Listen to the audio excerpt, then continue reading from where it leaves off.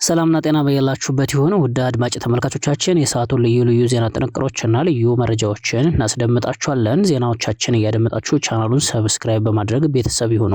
በቅድሚያም አርዕስተ ዜናዎቹን እንንገራችሁ።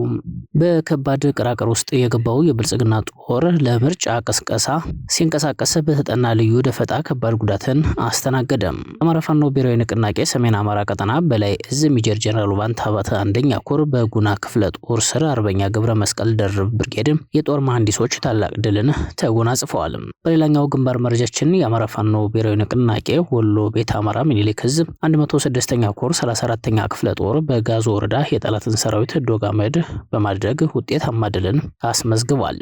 በጎጃም ደብረ ወርቅ ከተማ አማራ የሆኑ የሚሊሻ አመራሮች ተለይተው በጋዙ ሰራዊት የሞት እርምጃ እንደተወሰደባቸው ተሰምቷል። በሌላ ዜና 200 ወጣት ኢትዮጵያውያን በሳውዲ የሞት ፍርድ ሊፈጸምባቸው ነው ተባሉ። ጉዳዩ አሳሳቢነቱ ተጠቁሟል። መረጃዎቹን ከየአውዳቸው በዝርዝር አዘጋጅተናቸዋል፣ ተሰሟቸዋላችሁ። በመተከል ዞን ዋና ከተማ በተፈጸመ ጥቃት 7 የቄራ ሰራተኞች መሞታቸውን ነዋሪዎች ተናገሩ። በቤንሻንጉል ጉሙዝ ክልል የመተከል ዞን ዋና ከተማ በሆነችው ግልገል በለስ የሚገኝ ማረሚያ ቤትን ሰብረው ለመግባት የሞከሩ ታጣቂዎች በከፈቱት ጥቃት 7 ሰዎች መሞታቸውን ነዋሪዎችና የአካባቢው የፓርላማ ተመራጭ ተናግረዋል። ሌላኛው የሰዓቱ መረጃችን ነው። በምስራቅ ወለጋ አሁንም ጥቃቶች ተባብሰው የቀጠሉ ሲሆን ከሰሞኑ ልዩ ዘመቻ ለማስኬድ ምክክር እየተደረገ ስለመሆኑ ተሰምቷል። ይህን መረጃ ተሰሙታላችሁ። አድማጭ ተመልካቾቻችን እነዚህና ሌሎች መረጃዎችንም እያደመጣችሁ አብራችሁን ስትቆዩ የዩቲዩብ ቻናላችን ሰብስክራይብ፣ ቪዲዮ ላይክ እና ሼር እንዲሁም ገንቢ ሀሳብና አስተያየታችሁን ኮሜንት ሳጥን ላይ ማስቀመጣችሁን እንዳትዘነጉ ልናስታውሳችሁ ወደድን። ወደ ዝርዝር ዘገባዎቹ አለፍን።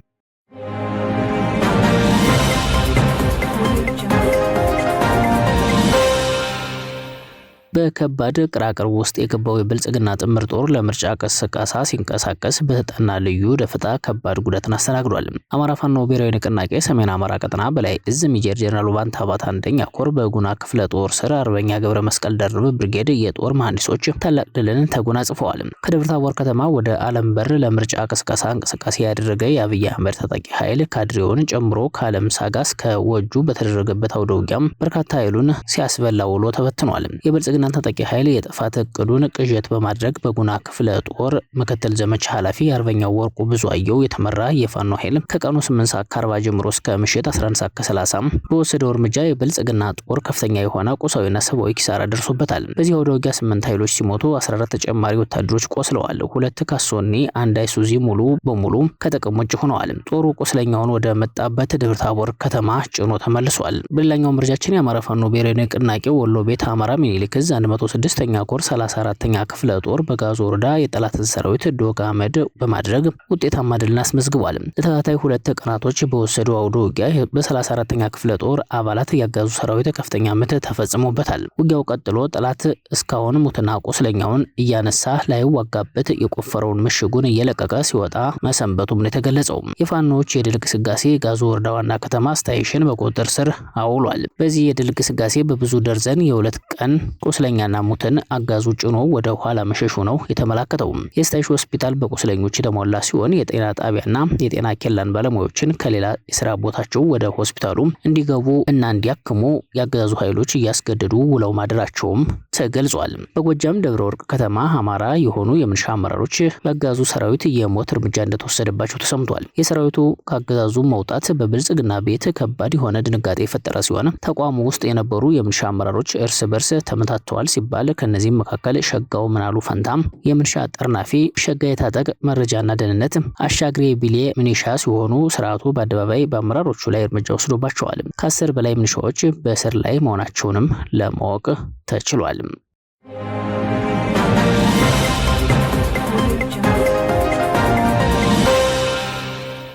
በመተከል ዞን ዋና ከተማ በተፈጸመ ጥቃት 7 የቄራ ሰራተኞች መሞታቸውን ነዋሪዎች ተናገሩ። በቤንሻንጉል ጉሙዝ ክልል የመተከል ዞን ዋና ከተማ በሆነችው ግልገል በለስ የሚገኝ ማረሚያ ቤትን ሰብረው ለመግባት የሞከሩ ታጣቂዎች በከፈቱት ጥቃት 7 ሰዎች መሞታቸውን ነዋሪዎችና የአካባቢው የፓርላማ ተመራጮች ነገሩኝ ሲል ቢቢሲ ዘግቧል። ቢቢሲ ያነጋገርኳቸው ያላቸው ነዋሪዎችና የፓርላማ አባሉ ዶክተር መብራቱ አለሙ እንደሚያስረዱት ታጣቂዎቹ በግልገል ከተማ ተኩስ የከፈቱት አርብ ሚያዝያ 16 2018 ዓ.ም አጥቢያ 11 ሰዓት ገደማ ላይ ነው ብለዋል። ታጣቂዎቹ ግልገል በለስ ከተማን ከበው ከፍተኛ ጥቃት መክፈታቸውን የሚገልጹት ዶክተር መብራቱ ዋና ኢላማ የነበረው ግን በከተማው የሚገኘው ማረሚያ ቤትን መቆጣጠር እንደነበረ ተናግረዋል።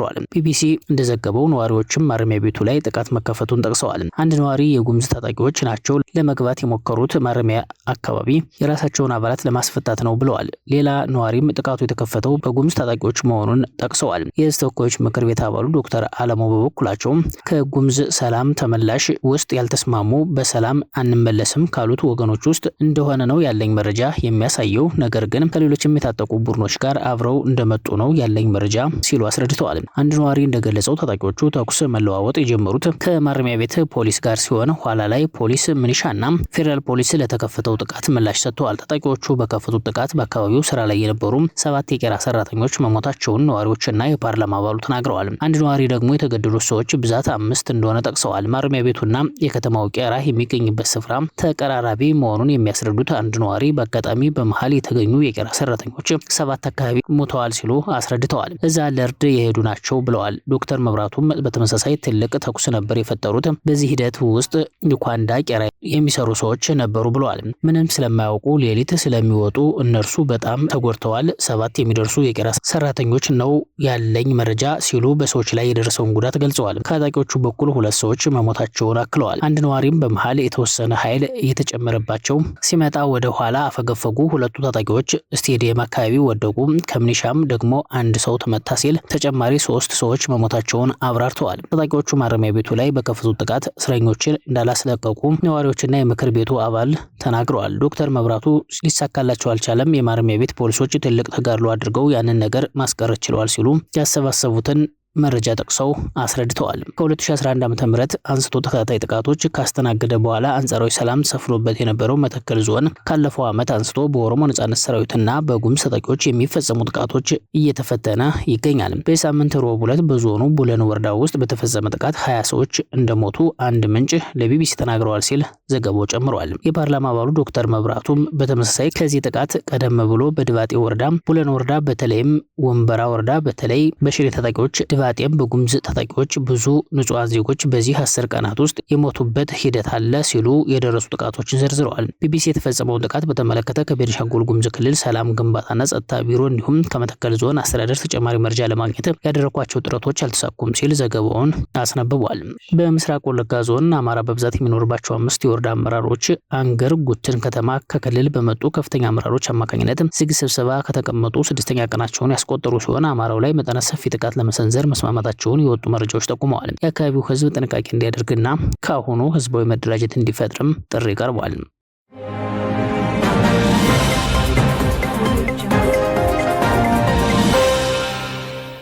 200 ወጣት ኢትዮጵያውያን በሳውዲ የሞት ፍርድ ሊፈጸምባቸው ነው ተባሉ። የትግራይ ወጣቶች ጉዳይ ቢሮ ሳውዲ አረቢያ ውስጥ በጅምላ የሞት ፍርድ ተላልፎባቸዋል ያላቸውን ከ200 በላይ ኢትዮጵያውያን ህይወት ውጭ ጉዳይ ሚኒስቴር እንዲታደግ በደብዳቤ ጠይቋል። ቢሮው መንጠጋ አሪሲ በተባለ አካባቢ ከሚስ ምሽት በሚባል እስር ቤት ውስጥ ከትግራይ ኦሮሚያና አማራ ሄዱ ከ200 በላይ ፍልሰተኞች በጅምላ የሞት ቅጣታቸውን የተጠባበቁ እንደሚገኙ መረጃ ደርሶኛል ብለዋል። ስራ ፍለጋ የተሰደዱ ፍልሰተኞች የህግ ጥበቃና አገልግሎት ባላገኙበት ሁናቴ የተላለፈባቸው የጅምላ የሞት ፍርድ የሰብአዊና የሁለቱን ሀገራት መልካም ግንኙነት የሚያበላሽ ሆኖ ሳለ የፌዴራል መንግስቱ በጉዳዩ ላይ ግድ እንዳልሰጠው ቢሮው ገልጿል። ውሳኔው በህዝቡ ላይ የስነ ልቦና ጠባሳ የሚፈጥርና ብሔራዊ የሀገር ክብራችንን የሚያዋርድ ነው ያለው ቢሮው የውጭ ጉዳይ ሚኒስቴር ቢሮ በኢትዮጵያ ከሚገኘው የሳውዲ አረቢያ ኤምባሲ ጋር በመተባበር ጉዳዩ በዲፕሎማሲያዊ መንገድ እልባት እንዲያገኝና የፍልሰተኞችን ህይወት እንዲታደግ ጠይቋል።